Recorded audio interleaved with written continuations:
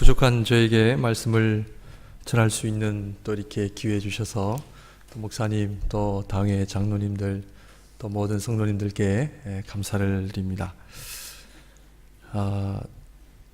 개척을 이제 한 지가 한 7년째 되는데요.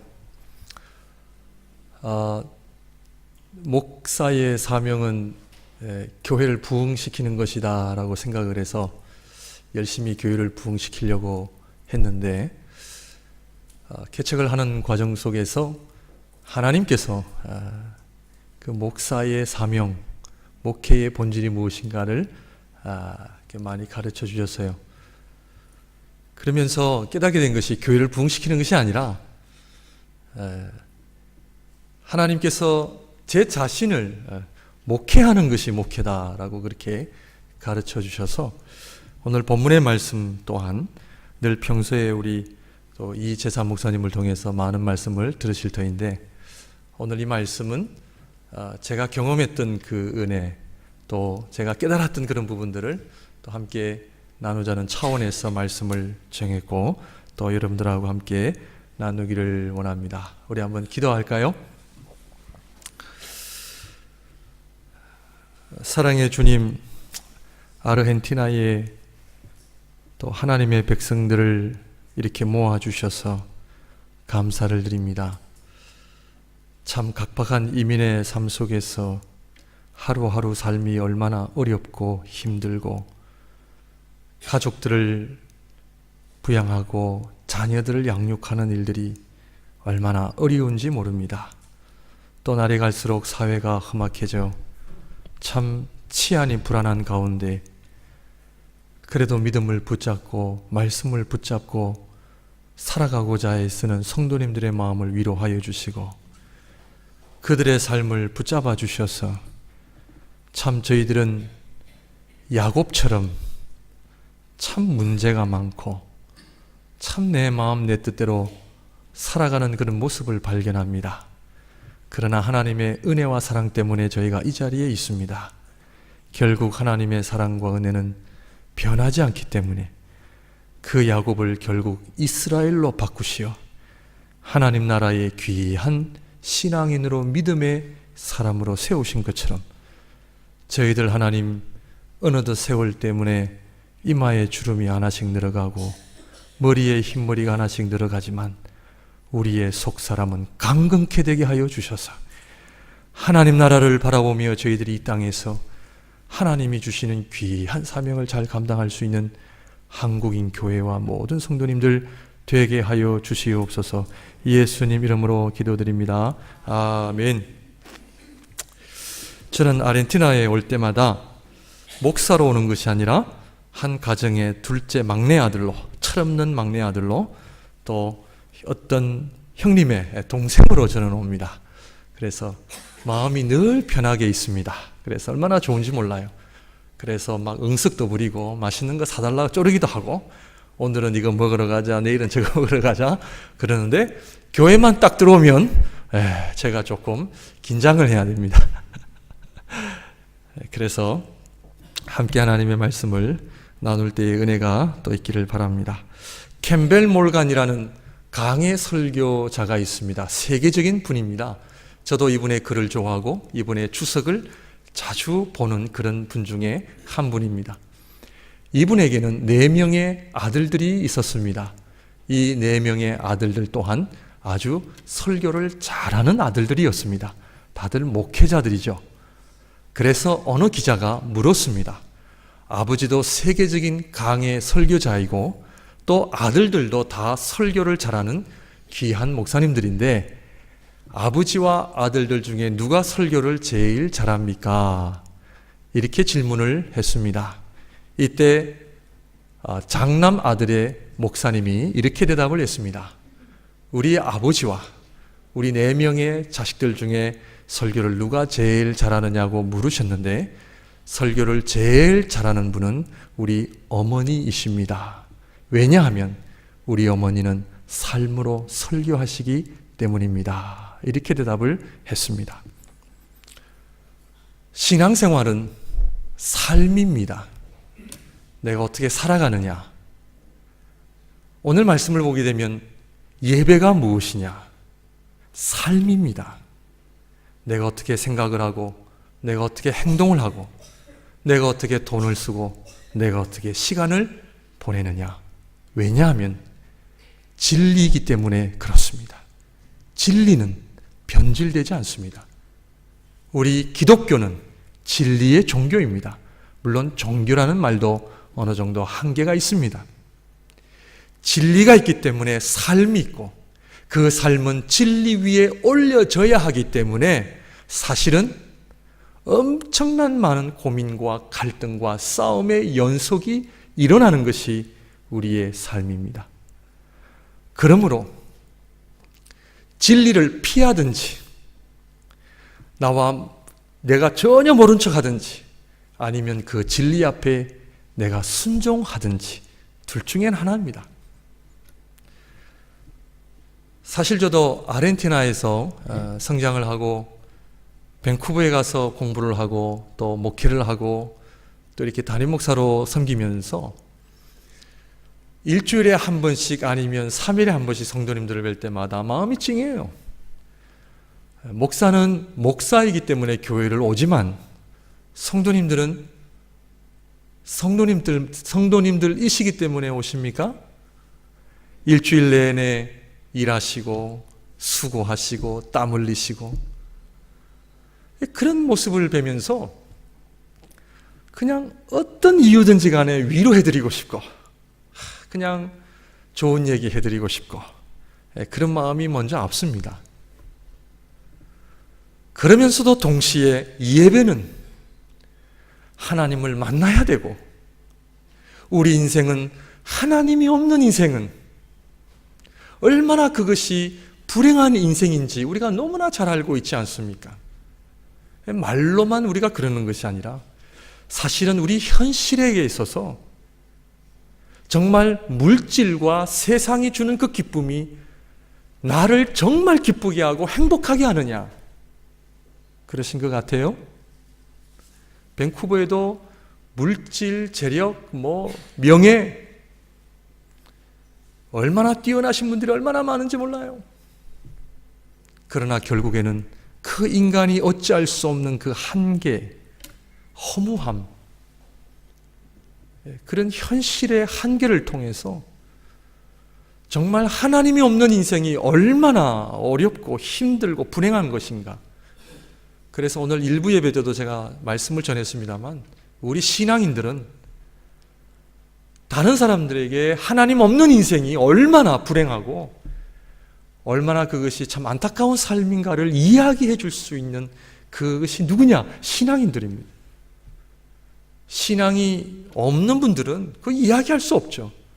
내가 좋은 것을 경험하지 못한 사람이 좋은 것을 얘기할 수 없습니다.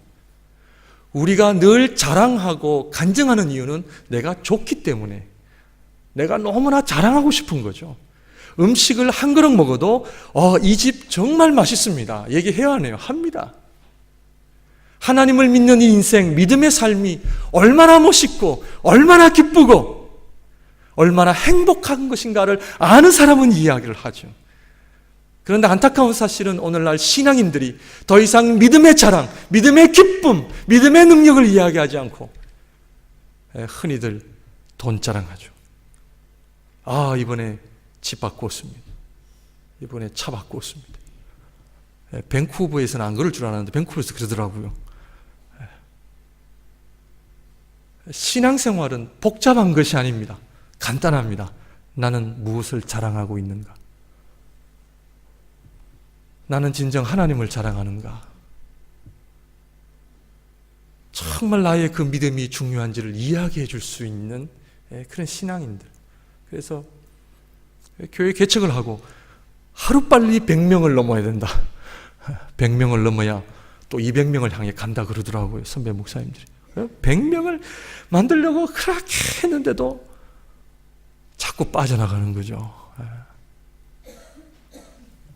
그래서 어떤 때는 5분, 10분 이렇게 예배 드린 적도 있고, 주님 100명은 커녕 50명도 멀었습니다. 어떤 선배 목사님은 이 목사 그게 쉽게 되는 줄 알아. 10년은 기다려야 돼 이러시더라고요. 그래서 주여 저에게만큼만은 좀 빨리 오게 해주세요. 그러는 가운데 목사인 제 자신이 신앙의 본질을 제가 깨닫게 되었습니다. 믿음이 무엇인지, 신앙이 무엇인지. 그러면서 하나님 앞에 목회의 본질, 이제 시작이죠. 저도요. 멀었습니다. 그래서 오늘 이 야곱의 이야기를 통해서 우리 사랑하는 성도님들, 참 우리가 잘 살려고 성공하려고 그 한국 땅을 떠나 지구 끝까지 오시지 않았습니까? 저는 또 그것이 모자라 저는 또 캐나다까지 올라갔습니다. 올라가가지고 뭐 그렇게 내가 성공하겠다고 이렇게 해야 되느냐. 그러나 하나님께서는 우리에게 이러한 과정들을 통해서 믿음, 진리, 이것이 얼마나 중요한가를 우리에게 가르쳐 주시는 거죠. 예수님께서 이 땅에 오신 목적이 무엇입니까? 요한복음 10장 10절에 내가 온 것은 양으로 생명을 얻게 하고 더 풍성히 얻게 하려 함이라. 내가 온 것은 무엇을 주신다고요? 생명. 자, 예수님께서 이 땅에 오신 목적이 생명을 주시러 오셨다면 우리에게 생명이 있다는 겁니까? 없다는 겁니까?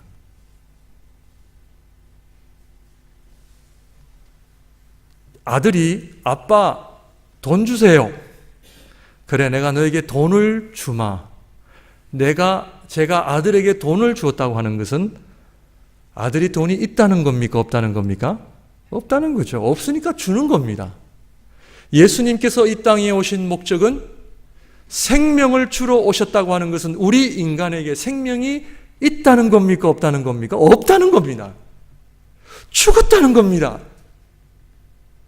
예수님께서 이 땅에 오셨을 때에 송장들이었던 겁니다. 생명이 없어 멸망을 향해 달려가는 그 인생들을 향하여 내가 온 것은 돈 주러 온 것이 아니라 너희들이 필요한 어떤 명예와 어떤 필요한 이 세상의 성공을 주러 온 것이 아니라 생명을 주러 왔다. 우리가 믿는 것은 진리요 생명입니다. 나는 길이요 진리요 생명이니. 어떤 생명입니까? 하나님의 생명이죠. 죽는 생명이 아니라 영원히 사는 생명이죠. 하나님의 생명이 내 안에 들어오니까 기쁜 거죠. 하나님의 생명이 내 안에 있으니까 성령이 충만한 거고, 하루를 살더라도 감사하고, 내가 가난하든 부하든 그것이 중요하지 않아요. 10,000불이 있으면 불행하고 100,000불이 있으면 행복한 것은 그것은 하나님의 생명이 아닌 것이죠. 사람의 생명입니다. 물질로 인하여 내 기쁨이 있고 없고 눈에 보이는 것으로 인하여 성공이냐 성공이 아니냐는 것은 이미 하나님의 생명과는 거리가 먼 것이죠. 신앙생활도 억지로 쥐어짜서 그냥 찬양도 목사님이 하라 하시니까 하고 기도도 하라 하니까 할 수 없이 하는 것이 아니죠. 하나님을 몰랐던 인생에 하나님이 들어가게 되고 예수 그리스도를 모르는 사람이 예수 그리스도를 알게 되면 기쁜 거죠. 감사한 거죠. 왜? 하늘나라가 열리니까. 에베소서 1장 3절에 보면 찬송하리로다. 이 에베소서는 사도 바울이 감옥에서 쓴 거거든요. 그런데 어떤 신학자는 사도 바울은 에베소서를 감옥에서 쓴 것이 아니라 마치 하늘나라에서 에베소서를 쓴 것이다. 하나님을 믿는 사람은 이 땅이 감옥이냐 지옥이냐 그것이 중요한 것이나 그것이 아니라 하나님을 믿는 내 인생은 마치 천국에서 살아가는 그 인생. 요즘에는 뒤바뀌어서 신앙인들이 하늘나라라는 기쁨이 있음에도 불구하고 다들 감옥에서처럼 살아가는 거예요. 기쁨을 다 잃어버렸습니다. 감사를 잃어버렸습니다. 삶의 목적을 잃어버렸습니다. 진정한 삶의 목적과 의미가 무엇인지를 모르고 살아가는 것이죠. 정말 하나님 앞에 나는 하나님의 생명을 소유하고 그 진리를 향해 나는 살고 있는가? 아니면 아직도 아버지 올 한 해는 몇백만 불 좀 주세요. 좀 성공하게 해주세요. 저도 부모님과 함께 15살에 아르헨티나로 이민을 와서 꽃에도 하고, 그죠? 제가 밴쿠버에서 꽃에 했다니까 다들 안 믿어요. 겉으로는 전혀 꽃에 한 사람처럼 보이거든요. 꽃에 했습니다 하니까 자랑했어요. 꽃에 하고. 성공하려고 돈 벌려고 했지만 안 되잖아요. 안 되는 이유가 있죠. 하나님을 먼저 알아야 되는데. 오늘 말씀을 보게 되면 예배가 무엇인가 35장 13절을 우리 한번 봅니다. 35장 13절을 보게 되면 하나님이 그와 말씀하시던 곳에서 그를 떠나 올라가시는지라. 야곱이 14절입니다. 야곱이 하나님이 자기와 말씀하시던 곳에 15절입니다. 하나님이 자기와 말씀하시던 곳의 이름을 베델이라 불렀더라. 반복되어져 나온 거죠. 어떤 말씀인가요? 하나님이 그와 말씀하셨다. 살아계신 하나님은 우리에게 말씀하시거든. 예배는 뭐냐? 신앙생활은 뭐냐? 하나님의 말씀을 내가 듣는 것입니다. 근데 우리 인간은 왜 기복신앙으로 빠지냐면 살아계신 하나님, 말씀하시는 하나님을 꼼짝 못하게 뭐로 만들어요? 금송아지로 딱 우리가 도금을 해드리기 때문에 더 이상 하나님이 나에게 무엇을 말씀하지 상관이 없어요. 내가 잘 되면 돼. 이것이 오늘날 우리 기독교의 위기입니다. 들을 귀가 없습니다.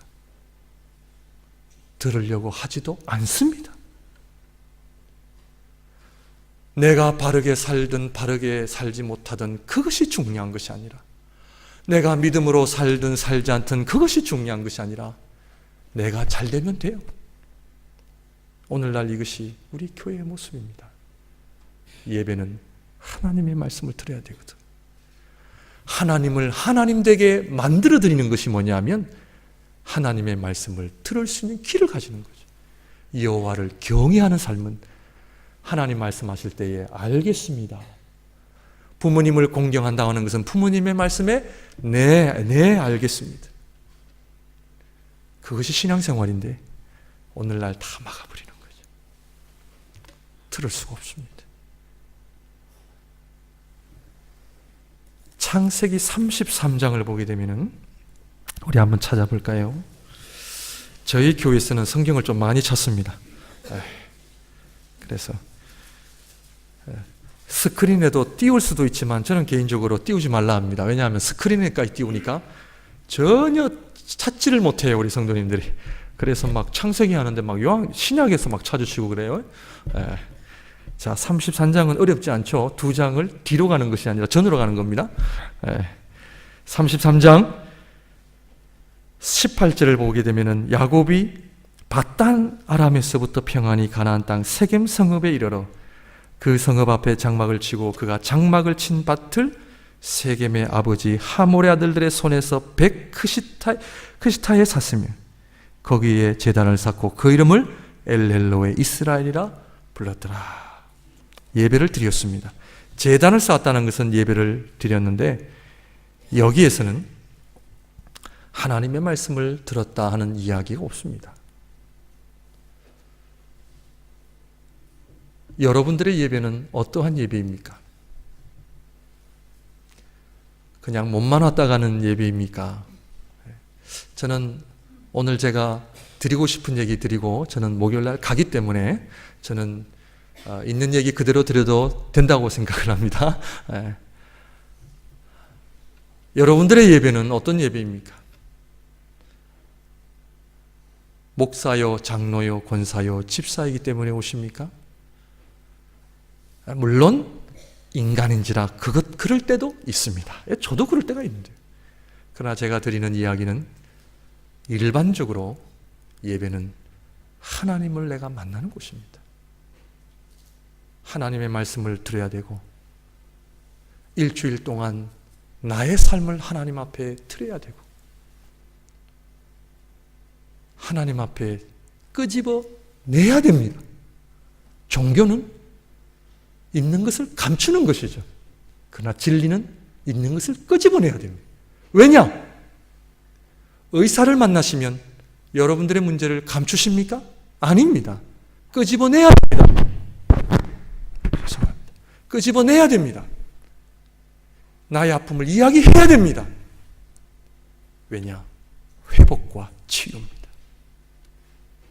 하나님 앞에 내 문제를 끄집어내온 것은 기분 나쁘라고 하는 것이 아닙니다. 치유와 회복입니다. 예수님께서는 분명히 사람들의 어려움을 아셨습니다. 문제를 아셨습니다. 그럼에도 불구하고 네가 무엇을 원하느냐 물으시거든요. 내가 포기를 원합니다. 내가 낫기를 원합니다.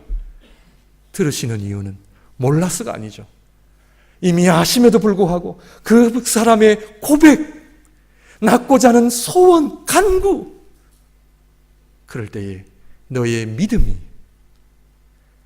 내가가 아니라 너의 믿음이 너를 구원하였다. 회복과 치유가 일어나는 거예요. 이거를 알고 나면요, 얼마나 자유스러워지는데요. 얼마나 우리 옆 사람의 눈치와 많은 사람들의 인정을 우리가 얼마나 참 체면, 그러나 하나님의 손길을 아는 사람은 그거 두려워하지 않습니다. 하나님 앞에 이 예배를 들으실 때에 하나님의 말씀을 들으시고 하나님을 만나시는 아름다운 일들이 일어나시기를 바랍니다. 35장 1절, 2절 말씀을 보게 되면 야곱이 2절입니다. 35장 2절입니다. 야곱이 이에 자기 집안 사람과 자기와 함께한 모든 자에게 이르되 너희 중에 있는 이방 신상들을 버리고 자신을 정결하게 하고 너희들의 의복을 바꾸어 입어라. 한마디로 이방 신상들을 버려라. 이때 이방 신상들을 버려라. 이 이방 신상, 우상 숭배들이 다 무엇이냐면 어디에 있습니까? 바깥에 있는 것이 아니라 내 안에 있죠. 하나님께 집중하지 않는 모든 것들이죠. 우리 인간은 한 가지를 집중하면 다른 것을 집중할 수가 없습니다. 왜 하나님께서 마음과 뜻과 정성을 다하여 너희 하나님을 사랑하라, 힘써 하나님을 사랑하라 그렇게 말씀하신 이유가 뭡니까? 우리 인간은 하늘에 집중하지 않으면 다른 것을 집중할 수가 없어요. 부지런하여 게으르지 말고 열심을 품고 주를 섬기라. 집중하라는 얘기거든요. 여러분들 골프나 테니스를 치시죠. 운동하시죠. 그 공을 치실 때 어떻게 치세요? 마음과 뜻과 정성을 다하여 공을 치거든요. 집중의 원리입니다. 왜냐? 우리 인간은 그렇게 창조함을 받았기 때문에 그렇습니다. 그 공을 잘 치기 위하여 또 얼마나 시간과 물질을 투자합니까? 운동의 원리입니다. 운동을 잘하는 사람은요, 집중력이 뛰어나거든요. 어려운 공도 받아내는 이유는 그 공을 끝까지 보고 집중하거든요. 오늘 하나님께서 야곱에게 말씀하신 것이 뭐냐면 하나님을 집중하지 않는 너의 인생 다 해결하라는 거죠. 하나님께 집중하고 계십니까? 솔직히 말하면 나는 그렇거든요. 물질에 집중하거든요. 우리 자식에게 집중하거든요. 예배는 하나님께 집중하는 것을 훈련하는 것이죠. 그렇습니다. 다 내려놓고. 야곱이 얼마나 집착한 인생이었습니까? 근데 하나님은 야곱을 너무나 사랑하셔서 다 빼앗아 가셨어요. 물질, 사랑했던 라헬, 그나마 나머지 요셉, 하나님 다 빼앗아 가시거든요. 근데 우리 하나님은 빼앗아 가기를 원하셔서 그런 것이 아니라 마지막에 요셉을 통하여 다 돌려주세요. 물질도 주시고요, 요셉도 돌려주시고.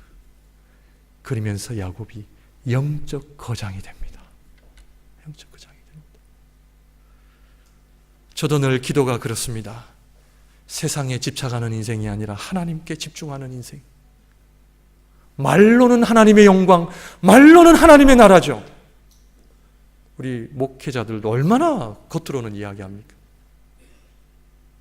그걸 내가 내려놔야 되죠. 하나님께 집중하면서 주님 사랑합니다. 내가 하나님 사랑합니다. 그것이 예배인데 하나님께 집중하려면 뭘 해야 돼요? 첫 번째로 내 자신을 죽여야 됩니다. 내가 살아있으면 되지 않습니다.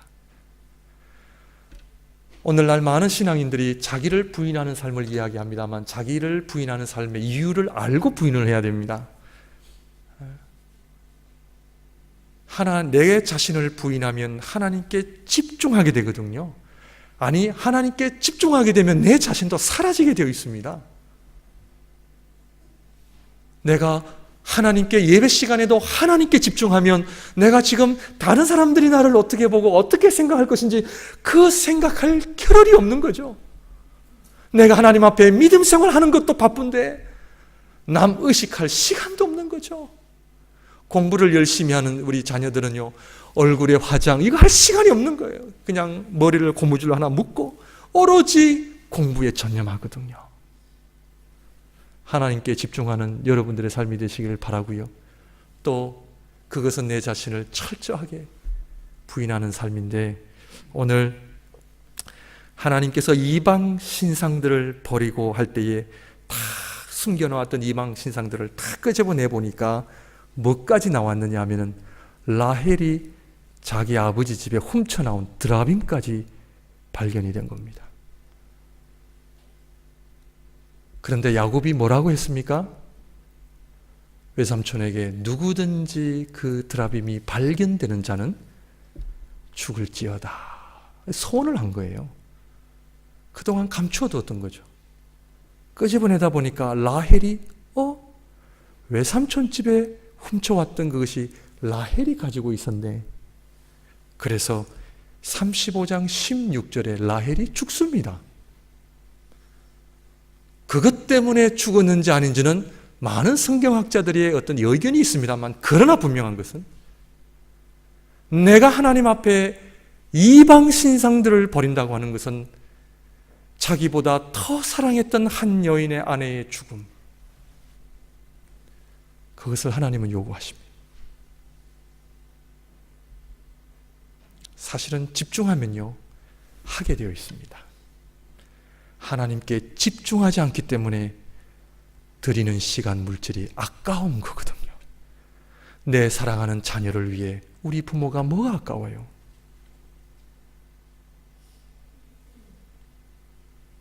여러분의 예배가 하나님을 만나고 하나님을 온전히 집중하며 경외하는 여러분들의 예배가 되시기를 바랍니다. 둘째로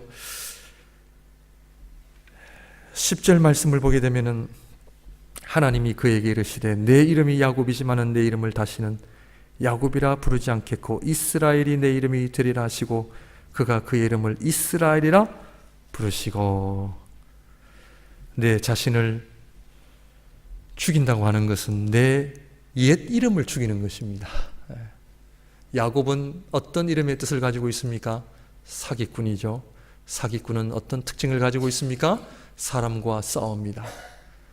형과의 싸움, 그리고 아버지의 축복을 빼앗았죠. 트러블이 생깁니다. 도망갑니다. 외삼촌 라반의 집에서 그 아내를 얻기 위해서도 싸웁니다. 라헬을 원했는데 레아를 먼저 주니 또 싸우죠. 아내가 둘 있고 첩이 둘이다 보니 또 싸웁니다. 라반의 집을 떠날 때에 또 싸웁니다. 많은 신앙인들이, 안타까운 것은 많은 신앙인들이 아직도 나의 문제는 사람과 환경 때문이라고 생각하는 사람들이 너무 많습니다. 저 사람이 나에게, 이 환경이 나를 어렵게 했기 때문에 하나님께서 그거 묻으라는 거죠.